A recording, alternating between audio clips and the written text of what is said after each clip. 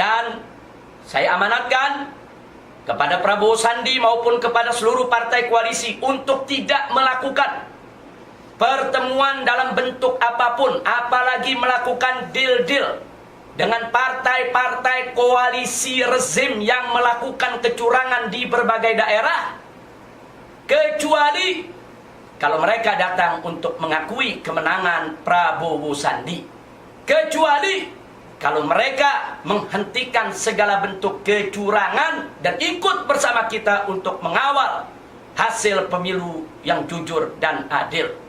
Sekali lagi, jangan melakukan pertemuan apapun dengan mereka-mereka yang telah menjadi penjahat demokrasi, karena mereka melakukan kecurangan secara masif, struktural, dan sistematis.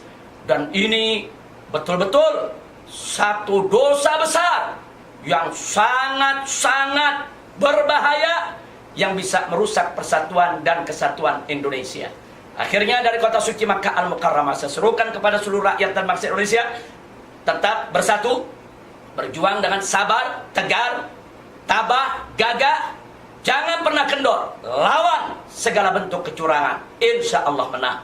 Takbir, Allahu Akbar, Allahu Akbar, Allahu Akbar, walillahil hamd. Allahumma salli ala Sayyidina Muhammad wa ala ali Sayyidina Muhammad.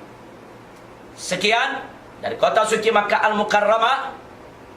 Saya doakan kepada Anda semua yang telah bekerja keras, semoga Allah senantiasa melindungi Anda dan memberikan kemenangan.